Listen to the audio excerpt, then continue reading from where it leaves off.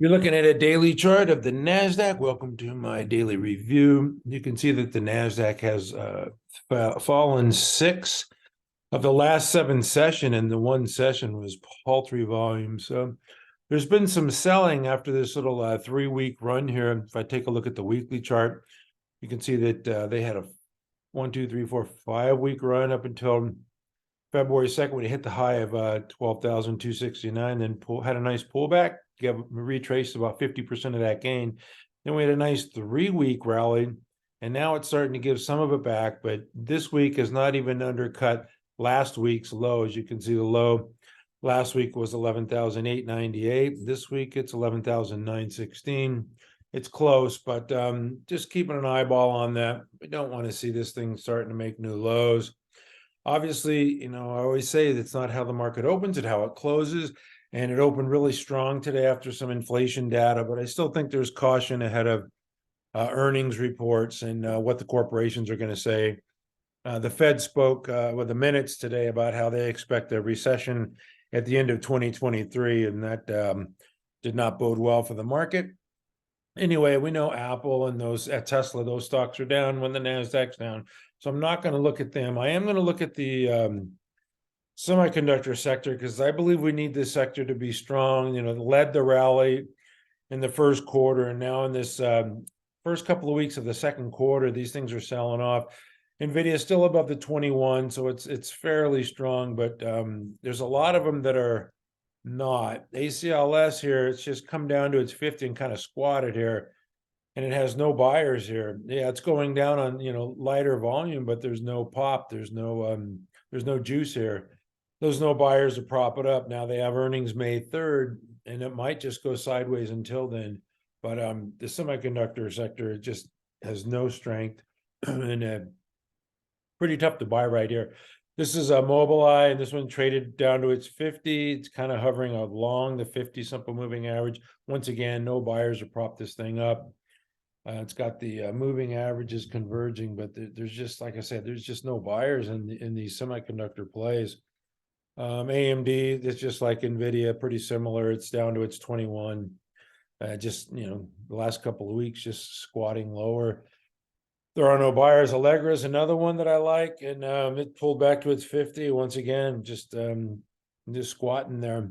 Nothing happening for the semis. Anyway, that's enough of the semis. You know the story there. We need those things to start rallying, or we have to do something else. It'll force us to make other decisions. Here's ELF.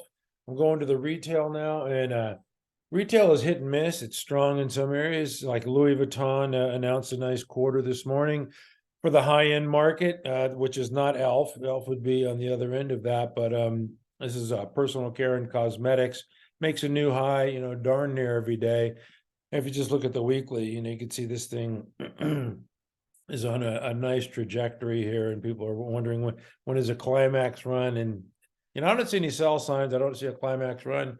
We're just going to let that thing trend higher. I wouldn't be buying it up here, but I'm just letting it run. So it looks fine to me. Texas Roadhouse is another one that we really like. I did not catch this one here at the beginning of the year as it pulled back to the 95 area. We had Wingstop and Texas Roadhouse, and this one made another new high today. That's why I have it on here. Yeah, another new high for Texas Roadhouse. Just trending higher. You can see the moving averages, and that's a nice trend. Trend trader's dream right there. ASO is they don't have an outlet here where I live, but they're growing outlets and they're expanding, so maybe they'll get one. But this one formed a consolidation, pulled back to the 21 the last 3 days. It's just been ripping. That one is on our watch list, but it'll come off as it's getting extended now, as it's 6.5% above its 21. So nice move. Congrats to the longs there. CROX is another one that I believe has a couple of earnings reports. Is going to need to really get this thing cranking to where it belongs to prove to Wall Street that the Hey Dude acquisition is not a folly. Anyway, it's got this downtrend line. Tried to trade above it today, but like I say, the general market weakness pulled just about everything back, and it's still above its 10 EMA. Doing nothing wrong here, just consolidating within a base. Yeah, 1% above the 2.3% above the 21. So CROX just consolidating. Looks okay. The drugs, I like the drugs. Novo Nordisk, another one that I'm asked about. Is it Climax? But no, I mean, look at what it does. It has these runs, and if you go back, longer term, this thing, it does this. It has these real nice runs, and then it goes sideways for a long time. Then it has these real nice runs, and that's kind of what it's done. That's its history, but it will go sideways for years at a time. So enjoy the run. It made a new high. They had news today. Obviously, their obesity drugs are very popular, and that is doing well. TGTX, they had good news on their sales. Multiple sclerosis drug pulled back today with some shenanigans from Goldman Sachs talking about it might have a secondary. Yeah, it might not. It's got a gap to fill there though at 924. So you can see the gap there. The low yesterday was 940. So, it's not too far from 924, 75 cents or whatever. So that one looks fine.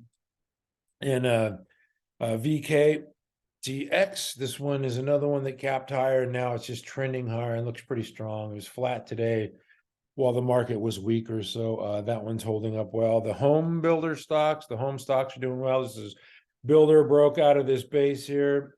It's still a little extended for me, even though it pulled back. We're going to pull that one off our watch list. It was 7.2% above its 21. Anyway, leading stock.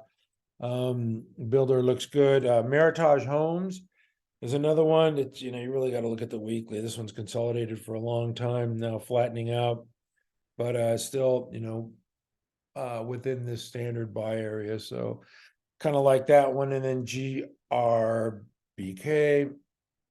another one that's kind of broken out, but getting a little extended here, 4.7 above the 21. And then DR Horton, another one setting up in a base here, kind of squatted along the 50 and then popped. And that one is probably going to be on the watch list as well. The last area I want to cover is Devon. I heard a Goldman Sachs analyst say, we expect a recession in 2023, and that's fine. But then he went in the next sentence said, we expect oil stocks to lead. Well, if there's going to be a recession, oil stocks probably not going to lead. There's probably going to be a waning demand for this commodity. And this one's in a stage 4 decline. You can see how quickly it's sold off, and now it's taken forever to rally up to the it's 50. And that one looks sick. But it has been rallying. You got to give it that. This is the Buffett stock, Occidental. Everybody loves it because Buffett loves it, but it's it's in a downtrend and it looks sick too. And then the last one that I want to look at was PXD because Exxon was rumored to buy it, and this one had a nice run, but we'll see. You can see the big volume coming in. Everybody loves a merger, but so far it's just been talk. Anyway, that's it for tonight. We'll check back tomorrow, and we never give up.